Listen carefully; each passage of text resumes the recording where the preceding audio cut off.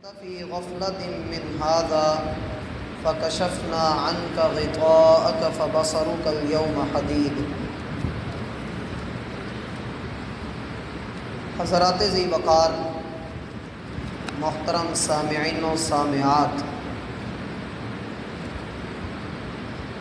ایک نئے اسلامی سال کے ساتھ ہم جمعہ کا دن شروع کر رہے ہیں۔ اس سال میں آنے والا وقت دعا ہے کہ ہمارے لیے خیر و برکات لے کر آئے، اور اللہ ہمیں ان لوگوں میں شامل کر دے جو اپنے وقت کی قدر کرتے ہیں اور اللہ رب العالمین کی رضا کے طلبگار ہیں۔ عزیز بھائیوں، کوئی بھی دن جس پہ سورج طلوع ہوتا ہے، جسم کے تمام اعضاء ہاتھ جوڑ کر گزارش کرتے ہوئے زبان کے سامنے کھڑے ہو جاتے ہیں اور اسے کہتے ہیں کہ تو سیدھی رہنا، تو کوئی ایسی بات نہ کرنا جس کا نقصان ہمیں جھیلنا پڑے۔ اگر تو ٹھیک رہی تو ہم بھی ٹھیک رہیں گے، لیکن اگر تو نے ٹیڑھ پن دکھایا تو تیری کی ہوئی ہم نے بھرنی۔ معاذ رضی اللہ عنہ سوال کرتے ہیں، اے اللہ کے رسول، کوئی ایسی بات بتائیں جس پر عمل کرنے سے بندہ جنت میں داخل ہو جائے اور جس کو چھوڑ دینے سے بندہ تباہ ہو جائے۔ نبی علیہ الصلاۃ والسلام نے بہت ساری باتیں ان کے سامنے رکھیں اور ساری باتوں کے بعد ارشاد فرمایا، کیا میں تمہیں ان ساری باتوں کا لب لباب نہ بتا دوں؟ کہا ضرور بتائیے۔ نبی علیہ الصلاۃ والسلام فرمانے لگے کہ معاذ اپنی زبان کو روک کر رکھنا۔ معاذ رضی اللہ عنہ کہنے لگے، اللہ کے رسول، کیا ہمارا مواخذہ ہماری باتوں پر بھی کیا جائے گا؟ آپ علیہ الصلاۃ والسلام فرمانے لگے، تو اور کیا نہیں، لوگوں کے گروہوں کے گروہ، بڑی بڑی جماعتیں، بڑے بڑے جتھے صرف اپنی زبان کی ہلاکت کی وجہ سے اوندھے منہ کر کے جہنم میں گرا دیے جائیں۔ صحیح بخاری اور صحیح مسلم کے اندر روایت آتی ہے، آپ علیہ الصلاۃ والسلام فرماتے ہیں کہ ایک آدمی اپنے گھر سے نکلتا ہے اور اپنے منہ سے ایک ایسی بات نکالتا ہے جس کے بارے میں وہ خیال نہیں کرتا، سوچتا نہیں ہے کہ میں اپنے منہ سے جو بات کہنے والا ہوں یہ کتنی بدترین ہو سکتی ہے۔ وہ بلا سوچے سمجھے اپنی موج میں وہ بات کر دیتا ہے اور جہنم میں اتنی دور جا گرتا ہے جتنا تیرے رب نے مشرق اور مغرب کے درمیان فاصلہ رکھا ہے۔ لوگوں نے پوچھا، ہے اللہ کے رسول، نجات کیا ہے؟ بچنا کیسے ممکن ہے؟ اللہ کے ہاں کوئی جواب نہیں دے سکتا، تو ہمیں بتائیے کہ ہم بچ کیسے سکتے ہیں، کامیاب کیسے ہو سکتے ہیں؟ آپ صلی اللہ علیہ وآلہ وسلم نے 3 باتیں بتائیں۔ پہلی بات تو یہ کہ املک علیک لسانک، اپنی زبان پر پوری طرح قابو رکھنا ہے۔ اپنی زبان کو چھوٹ نہیں دینی کہ جہاں جو دل کرے بول پڑے۔ اپنی زبان پر قابو رکھو۔ ایک صحابی رسول نے سوال کیا، اللہ کے رسول، کوئی ایسا عمل بتائیں کہ جو آپ مجھے کہتے ہیں تو پھر میں پکا اسی پر ہو جاؤں۔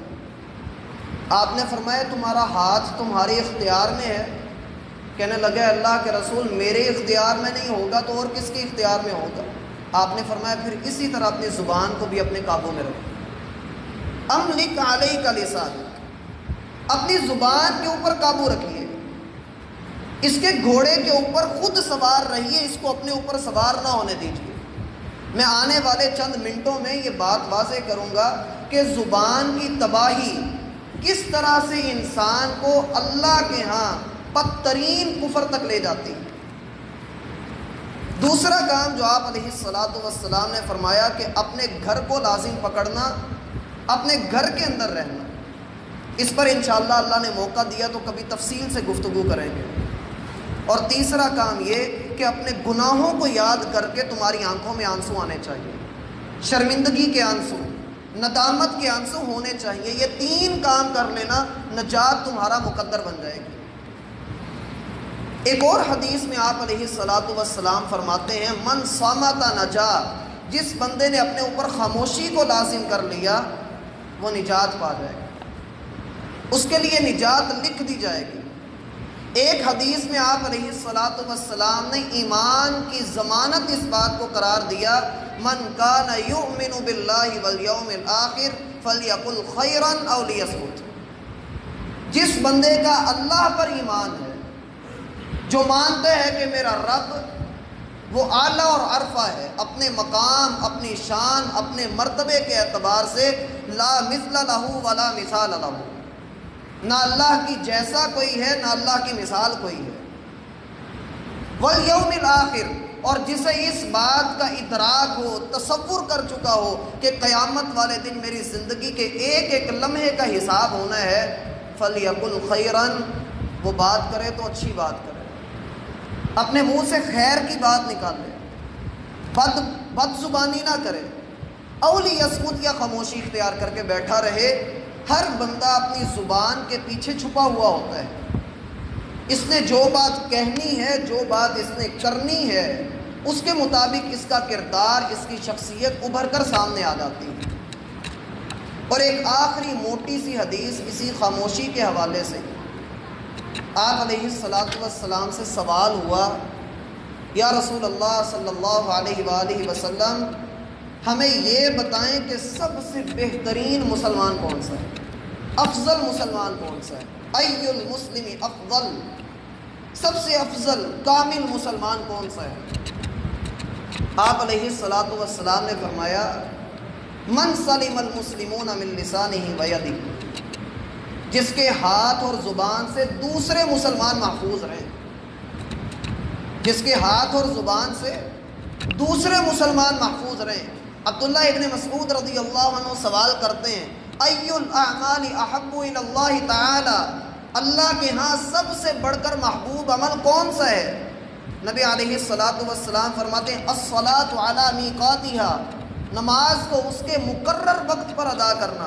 قلت ثم ای، اے اللہ کے رسول اس کے بعد کون سا عمل ہے؟ آپ علیہ الصلاۃ والسلام نے فرمایا اپنی زبان پر قابو رکھنا، اس بات پر پابند رہنا کہ لوگ تمہاری زبان کی وجہ سے تکلیف میں نہ ہوں۔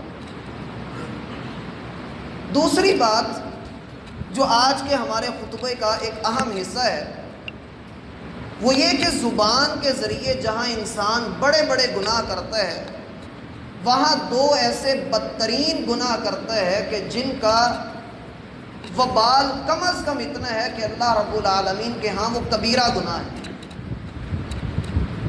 پہلا گناہ جو انسان اپنی زبان سے کرتا ہے وہ ہے گالی دینا۔ گالی اگر کوئی بندہ اپنے ہم عمر کو دے، اپنے سامنے والے کو دے جو اس کے پلے کا ہے، تو پھر تو جو ہے اس کو بھی شریعت برا ہی کہتی ہے۔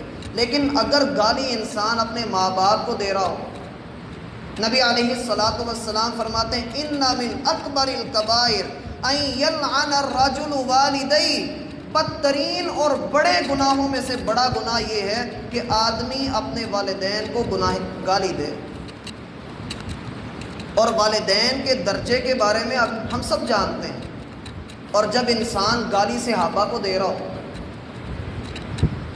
جب انسان صحابہ کے ایمان میں شک کر رہا ہو اور گالی ڈائریکٹ ان کو دے رہا ہو اور یہ کہے کہ یہ میرے ایمان کا حصہ ہے، صحابہ پر تبرہ کرنا اس کے بغیر میرا ایمان سلامت نہیں رہے گا۔ نبی علیہ الصلاۃ والسلام نے فرمایا تھا لا تسبوا اصحابی، لوگوں میرے صحابہ کو گالی نہ دینا، تم میں سے کوئی احد پہاڑ کے برابر بھی سونا اللہ کے رستے میں خرچ کرے اور میرا کوئی صحابی آدھی کھجور اللہ کے رستے میں صدقہ کرے، جو اجر صحابی کو ملنا وہ تمہیں نہیں ملنا۔ لیکن کیا ہوا، اسلام کے نام پر گالیاں دینے کے لیے ایمان کی سلامتی اس بات کو قرار دیا گیا کہ جب تک گالی نہیں دو گے صحابہ کو تب تک تمہارا ایمان سلامت نہیں۔ اور یہ دروازہ کیسے کھلا؟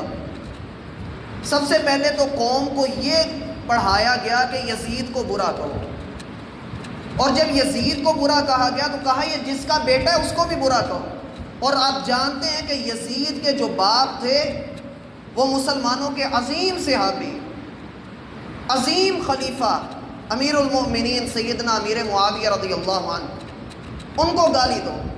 اچھا جو ان کے ساتھ ان کی شورا میں تھے، جو ان کی کابینہ تھی، ان کو بھی گالی دو۔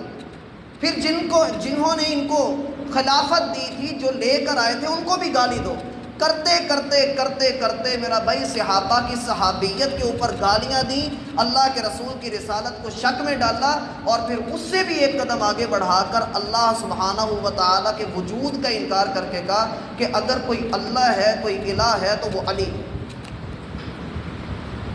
ایک چھوٹے سے چور دروازے سے، ایک چھوٹے سے سوراخ کو بنیاد بنا کر کیسا پھاڑ اسلام کے اندر ڈالا کہ آج کا ایک سنی مسلمان بھی وہ صحابہ پر تبرہ کرنے سے، ان کو گالی دینے سے دریغ نہیں کرتا، اس کی زبان نہیں لڑکھڑاتی، اس کا جسم نہیں کانپتا، اس کے رونگٹے نہیں کھڑے ہوتے کہ میں اپنے منہ سے کتنی بڑی بد زبانی کرنے والا ہوں۔ اور نبی علیہ الصلوۃ والسلام کا فرمان ہے، من سب اصحابی فعلیہ لعنت اللہ والملائکۃ والناس اجمعین، جس نے میرے صحابہ میں سے کسی کو گالی دی اس پر اللہ کی، فرشتوں کی اور ساری انسانیت کی لعنت۔ یہ کیسا ایمان ہے کہ جس میں ان لوگوں کے ایمان کو ہٹ کیا جا رہا ہے جن کے ایمان کی گواہی رب ذوالجلال نے دی۔ پہلا پارہ ہے، گھر جا کر اس آیت کا ترجمہ ضرور پڑھیے گا۔ اللہ فرماتے ہیں فَإِنْ آمَنُوا بِمِثْلِ مَا آمَنْتُمْ بِهِ فَقَدِ اهْتَدَوْا، اے صحابہ اگر باقی لوگ ویسا ایمان لے آئیں، باقی انسان ویسے ایمان پر آ جائیں جیسا ایمان تمہارے پاس ہے، فَقَدِ اهْتَدَوْا، تو اللہ اس بات کی گواہی دیتا ہے، اعلان کرتا ہے کہ لوگ ہدایت پا جائیں۔ اللہ کے رسول صلی اللہ علیہ وآلہ وسلم نے کیا فرمایا تھا؟ علیکم بسنتی وسنتی خلفاء الراشدین المہدیین، لوگوں تم پر میری سنت پر عمل کرنا اور میرے بعد جو میرے خلیفہ ہوں گے ابو بکر، عمر، عثمان، علی، ان کی اتباع کرنا، کیونکہ یہ بھی میری سنت کے ہی پیروکار ہیں۔ لیکن کیا ہوا کہ سیدنا ابو بکر کا ایمان بھی شک میں ڈال دیا، عمر رضی اللہ عنہ کو بھی جو ہے وہ ان کی شان سے گھٹا کر، میرا بھائی یہ اوپن باتیں ہیں جو اپنی کتابوں کے اندر لکھ کر اپنے ہی ممبروں کے اوپر کھڑے ہو کے اپنے ہی تعزیے اور ماتمی جلوس نکالتے ہوئے اس میں یہ اوپن کرتے ہیں اور پھر کھلے عام کرتے ہیں۔ اور اگر ادھر سے ہم اپنی عوام کو کچھ سمجھانا چاہیں تو ہماری اپنی عوام یہ کہہ دیتی ہے کہ یہ کیا بات ہوئی، آپ اختلافی باتیں مت کریں۔ میرا بھائی ایک طرف صحابہ کے ایمان کو شک میں ڈالا جا رہا ہے، دوسری طرف ہم اپنے ایمان کی سلامتی کو برقرار رکھنے کے لیے ایسی بات بھی نہ کریں جو باتیں اللہ کے رسول صلی اللہ علیہ وآلہ وسلم نے بیان کر دیں تو پھر ہمارے ایمان کا تو اللہ ہی حافظ ہو گیا۔ جو کوئی اٹھ کر جدھر چاہے ہمیں لگا دے اور ہم لگ جائیں، یا ہم خاموشی سے اس بات کو سن لیں، ہم اس کا علمی اعتبار سے رد بھی نہ کر سکیں۔ میرا بھائی تاریخ کے جھروکوں کے اندر جب ہم نظریں دوڑاتے ہیں تو ہمیں بہت کچھ ایسا نظر آئے گا جو ہمیں پڑھایا تو گیا ہے لیکن کتابوں کے اندر نہیں لکھا ہوا۔ کسی ایک نے بھی ویسے حقائق بیان نہیں کیے جو ہمیں دیے جا رہے ہیں۔ دکھ اس بات کا نہیں ہے کہ لوگ جو ہے وہ گالیاں دے رہے ہیں، دکھ اس بات کے لوگ گالیاں دے کن کو رہے ہیں؟ ان صحابہ کو کہ جنہوں نے اپنے خون جگر دے کر، قربانیاں دے کر، اپنے مال لٹا کر اللہ کے بندوں ہجرتیں کی۔ اور یہ کہا گیا کہ بیت رضوان جو سن 6 ہجری میں ہوئی، اس میں جو 1400 صحابہ کرام تھے جنہوں نے اللہ کے رسول کے ہاتھ پر بیعت کی، وہ جب اللہ کے رسول کی وفات ہوئی تو ان 1400 میں سے صرف 3 صحابہ ایمان والے رہے، باقی ساری مرتد ہو گئے۔ یہ باتیں ایسی باتیں ہیں جو عام طور پر پورا سال ہی ہوتی رہتی ہیں اور ان 10 دنوں میں تو پورے زور و شور سے کی جاتی ہیں، اور پھر ایسے ایسے حقائق بیان کیے جاتے ہیں۔ بات شروع ہوئی تھی صرف ایک گالی سے، کہ ہم جب اپنے والدین کو گالی دلوانا یا دینا برداشت نہیں کرتے تو میرا بھائی وہ صحابہ جن پر ہماری آنے والی نسلیں قربان، ہماری جانیں قربان، ان کے بارے میں ہم ایسے الفاظ استعمال کریں؟ ان کا تو کام ہی یہی ہے، وہ یہ کرتے ہیں۔ دکھ اس بات کا ہے کہ ہمارے اپنے مسلمان بھائی، ہمارے سنی بھائی جو اپنے آپ کو اہل السنہ کہلواتے ہیں، وہ بھی اس بدبختی سے بچ نہ سکے۔ دوسرا گناہ جو انسان اپنی زبان سے کرتا ہے وہ ہے کسی پر لعنت کرنا۔ لعنت ایک ایسا بدترین عمل ہے، نبی علیہ الصلاۃ والسلام فرماتے ہیں کہ جب کسی شے پر لعنت کی جاتی ہے تو وہ آسمان کی طرف اٹھتی ہے، آسمان کے دروازے اس پر بند کر دیے جاتے ہیں، وہ نیچے آتی ہے، مشرق کا رخ کرتی ہے، اسے مشرق میں جگہ نہیں ملتی، وہ مغرب میں جاتی ہے، اسے کوئی جگہ نہیں ملتی، وہ شمال جنوب کے چکر لگا کر آتی ہے، اسے کوئی ایسی جگہ نہیں ملتی جہاں وہ رک سکے، پھر وہ اس چیز پر آتی ہے جس پر لعنت کی گئی ہوتی ہے۔ اگر وہ لعنت کی مستحق ہو تو فابہا، لعنت اس پر پڑ جاتی ہے، اور اگر لعنت کی مستحق نہ ہو تو جس نے بھیجی ہوتی ہے اسی کے اوپر پڑ جاتی ہے۔ اور اگر دیکھا جائے تو ہمارے ہاں لعنت کا ایک تو یہ انداز ہوتا ہے، پورا ہاتھ دکھا کر اگلے کے اوپر لعنت بھیجی جاتی ہے، یا ہم پنجابی میں کہہ دیتے ہیں فٹے منہ، اس کا معنی ہوتا ہے تیرے منہ پہ لعنت۔ ایک کہہ دیتے ہیں فٹے حال، جو وقت چل رہا ہے وقت کے اوپر لعنت۔ اللہ کے بندو غور کرو، ایک طرف یہ لعنت ہے جس کا وبال اتنا بڑا، اور دوسری طرف وہ کیک کاٹے اور کہے کہ مسلمانوں کی ماں عائشہ کے اوپر ہزاروں لعنت ہیں، اور نئے سال کے آغاز میں یہ باتیں ہمیں سنائے، اور پھر وہی نام نہاد اسلامک اسکالر بن کر انہی لوگوں کے ساتھ جھپیاں ڈالے اور مذہبی رواداری کے اندر آئے۔ میرا بھائی میٹھی زبان کے ساتھ کسی بھی اسلام کی ایسی شخصیت کے اوپر تبرہ کرنا، اس کو گالی دینا، اس کے اوپر لعنت ڈالنا، دیکھے تو صحیح کہ یہ اپنے ایمان کو کس حد تک نیچے لے کر جا رہا ہے۔ اور جب صحابہ کرام کے ہم مقام کو دیکھتے ہیں نا، تو صحابہ کا مقام اللہ کی قسم اتنا بلند مقام ہے، اتنا بلند مقام ہے کہ اللہ رب العالمین نے قرآن میں 3 مرتبہ کہا رضی اللہ عنہم ورضوا عنہ، اللہ ان سے راضی ہو گیا اور وہ اپنے رب سے راضی ہو گئے۔ اب صحابی ہوتا کون ہے؟ صحابی کی تعریف سمجھ لیں، صحابی وہ ہوتا ہے جس نے اسلام کی حالت میں اللہ کے رسول صلی اللہ علیہ وسلم کو دیکھا ہو، خواہ تھوڑی دیر کے لیے دیکھا ہے، خواہ زیادہ دیر کے لیے دیکھا ہے، خواہ اس نے ملاقات کا شرف حاصل کیا ہے یا بس ایک مرتبہ مل کر واپس چلا گیا ہے، خواہ اس نے اللہ کے رسول کی کوئی حدیث بیان کی ہے یا نہیں کی، جب اس نے دیکھا ہے اور اسی پر اس کی وفات ہوئی ہے تو وہ صحابی ہے، اور ہم سے بہت افضل ہے، ہم سے بہت افضل ہے، اتنا افضل ہے کہ اللہ دنیا میں اس کی زندگی میں ہی اس کو کہہ رہا ہے کہ اللہ تجھ سے راضی ہے، تو اپنے رب سے راضی ہے اور اللہ تجھ سے راضی ہے۔ میرا بھائی خود بتائیے کہ جس بندے کے بارے میں اللہ نے اعلان کر دیا ہو کہ اللہ اس سے راضی ہے، کیا وہ بندہ بعد میں مرتد ہو سکتا ہے یا اس کے ایمان کے اندر شک پڑ سکتا ہے؟ یہ بدبخت لوگ، ان کا یہ عقیدہ ہے۔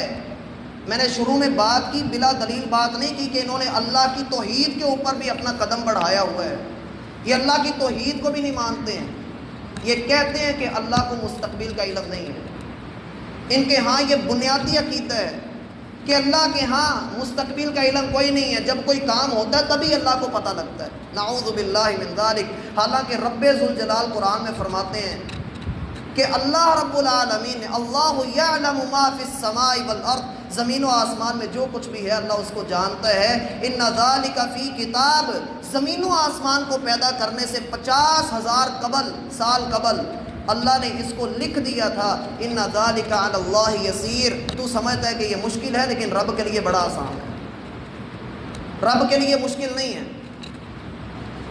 اور جب صحابہ کرام کا مقام متعین ہو جاتا ہے، ان کا مقام واضح ہو جاتا ہے، میں نے کئی مرتبہ آپ کو بھی وہ بات سنائی ہے کہ ایک آدمی کے سر میں درد ہے اور وہ تعویذ لے کر آیا، اور تعویذ دینے والے نے اسے کہا کہ سر کا درد تبھی ختم ہوگا جب اس تعویذ کے اوپر جوتے مارو گے۔ اب وہ جوتے مار رہا ہے، پوچھنے والے نے پوچھا اور یہ ادھر اسی فیصلہ آباد کا واقعہ ہے، اس کو کہا یہ جوتے کیوں مار رہے ہو؟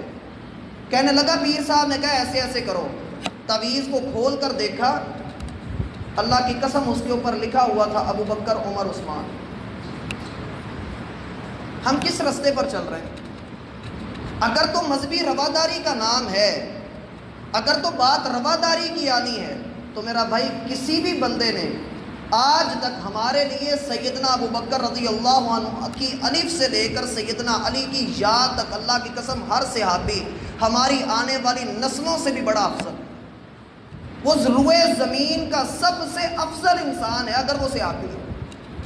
اور ہم کسی کی بھی شان میں گستاخی کریں، کجا یہ کہ ابو بکر صدیق جن کے بارے میں اللہ کے رسول صلی اللہ علیہ وآلہ وسلم کا فرمان ہے کہ دنیا میں نے سب کے بدلے دے دیے لیکن ابو بکر کی قربانیوں کا میں بدلہ نہیں دے سکتا، اس کا اجر اس نے اللہ سے ہی لینا ہے۔ اور ہم صحابہ کے مکان کو کچھ سمجھے ہی نہ۔ دوسری طرف آ جائیے ایک واقعہ جو تاریخ کے اندر نظر آتا ہے۔ ابو جہل کا ایک بیٹا تھا اکرمہ، یہ بعد میں مسلمان ہو گئے، فتح مکہ کے موقع پر انہوں نے اسلام قبول کر لیا۔ حرم کے اندر صحابہ کرام بیٹھے ہوئے تھے، پچھلی باتیں چلیں، ابو جہل کا ذکر آیا، صحابہ کرام نے اس کو دو چار اس کے بارے میں بری باتیں کہیں۔ جیسے اکثر ہوتا ہے کہ ایک برا آدمی ہو تو ہم ساتھ اس کے کچھ برے القابات لگا دیتے ہیں۔ اور یہ جو میں روایت آپ کو سنا رہا ہوں یہ سنن نسائی کے اندر بھی آتی ہے، صحیح بخاری میں بھی آتی ہے، اور اگر تفصیل دیکھنی ہو تو تاریخ کی کتابوں کے اندر بھی ملتی ہے۔ اکرمہ چونکہ بیٹا تھا، اس کے سامنے جب اس کے باپ کے بارے میں ایسے الفاظ استعمال ہوئے، وہ اللہ کے رسول کے پاس آئے، ہیں وہ بھی صحابی، ابو جہل کے بیٹے ہیں لیکن اب صحابی ہیں۔ اکرمہ رضی اللہ عنہ آ کر کہنے لگے اللہ کے رسول، ابو جہل یقیناً اسلام کا بڑا دشمن تھا، لیکن چونکہ وہ اس دنیا سے چلا گیا اور اس کا معاملہ جو بھی تھا وہ اللہ کے پاس ہے، اب اگر کوئی میرے باپ کے بارے میں ایسا کچھ کہتا ہے تو اللہ کے رسول مجھے تکلیف ہوتی ہے، تھا تو وہ میرا باپ۔ بھائی ایسا ہوتا ہے یا نہیں ہوتا کہ اگر کسی کا کوئی عزیز دنیا سے چلا جائے اور کوئی تیسرا بندہ اٹھ کر اس کی عزت کو آئے تو ہمیں تکلیف ہوتی ہے؟ اور شریعت نے ایک اصول دیا ہے، لا تسبوا الاموات، لوگوں جو دنیا سے جا چکے ہیں ان کو گالی نہیں دینی۔ اور یہ آپ نے تب فرمایا تھا جب لوگ ابو جہل کو، امت کے فرعون کو گالی دے رہے تھے۔ آپ نے فرمایا لا تسبوا الاموات، لوگوں مروں ہوں کو گالی نہیں دینی۔ کیوں نہیں دینی؟ فَتُؤْذُوا أَحْيَاءَنَا، تمہارے منہ سے نکلنے والی یہ باتیں ہمارے زندہ لوگوں کو تکلیف دیتی ہیں۔ فَإِنَّهُمْ قَدْ أَفْضَوْا إِلَىٰ مَا قَدَّمُوا، جو مر گئے، جو دنیا سے چلے گئے، جو فوت ہو گئے، انہوں نے دنیا میں رہ کے جو عمل کیے تھے اللہ کے ہاں وہ بدلہ پا چکے ہیں۔ ہمیں ان کے اوپر لعنت کرنے کی یا ان کے اوپر جو ہے وہ گالیاں بکنے کی ہمیں شریعت اجازت نہیں دے رہی، کیونکہ گالی دینا بہرحال گناہ ہی ہے۔ ہمارے استاد اللہ غریق رحمت کرے شیخ یونس بٹ رحمہ اللہ، ان کے بیٹے نے، بعض لوگوں نے یہ بات بیان کی کہ ان کے بیٹے نے ایک کتے کو دیکھا تو اس کو کہنے لگا ہے ہی کتا۔ تو شیخ نے فرمایا کہ بیٹے آپ نے گالی دی، وہ کہنے لگا کہ ابا جی یہ تو ہے ہی کتا ہے۔ کہا آپ نے جن معنوں میں لفظ استعمال کیے وہ گالی کے معنوں میں استعمال کیے۔ اتنی احتیاط ہے علماء کے ہاں، اہل علم کے ہاں، اسلام کے اندر۔ میرا بھائی اسلام وہ مذہب ہے، آپ نے شاید کبھی حدیث سنی ہو، اللہ کے رسول کا فرمان ہے لا تسبوا الدیک، لوگوں جو مرغا ہے نا، مرغا، اس کو گالی نہیں دینی۔ کیوں؟ کیونکہ یہ صبح لوگوں کو نماز کے لیے اٹھاتا ہے، اور وہ لوگ جنہوں نے قربانیاں دیں، اسلام کے لیے اپنی جانوں کے نذرانے پیش کیے، ان کو گالی دینا کیسا ہوگا؟ جو شریعت عزت کی اتنی محافظ ہے، ہم اسی کے پیروکار اور اسی کے جو رہنما ہیں، انہی کے بارے میں ایسے الفاظ استعمال کرنا شروع کر دیں۔ اور آخری بات میرا بھائی سمجھ لیں کہ محرم کی جو فضیلت اللہ کے رسول صلی اللہ علیہ وآلہ وسلم سے ثابت ہے وہ یہ کہ رمضان کے بعد اس مہینے کے روزے اللہ کو بڑے پسند ہیں۔ واقعہ کربلا جیسے بھی ہوا، جہاں پر بھی ہوا، بہرحال ہمارا اہل سنہ کا یہ موقف ہے کہ جس کسی نے بھی سیدنا حسین رضی اللہ عنہ پر اور ان کے اہل خانہ پر ظلم کیا، اللہ کے ہاں وہ عذاب سے بچے گا نہیں۔ لیکن یہ کہ کسی ایک کو متعین کر کے، جیسے کہ یزید نام ایک گالی بنا دیا گیا ہے اور پھر اسی سے دروازہ کھول کر صحابہ کرام تک ہم گئے، یہ کام ہمارے لیے نہیں ہے۔ اللہ رب العالمین کے ہاں معاملہ ہے کہ یزید اس میں ملوث تھا یا نہیں تھا، ہمیں بہرحال خاموشی اختیار کرنی ہے۔ ہم سے قیامت والے دن یہ نہیں پوچھا جانا کہ تم نے گالی دی تھی یا نہیں دی تھی۔ ہاں یہ پکڑ ضرور ہو سکتی ہے کہ تم نے گالی کیوں دی تھی، کس بحاف کے اوپر تم نے گالی دی تھی، اس لیے بچنا چاہیے۔ اور یہ جو 9-10 محرم کا روزہ ہوتا ہے، یہ بھی ذہن میں رکھیں کہ یہ شکرانے کا روزہ ہوتا ہے۔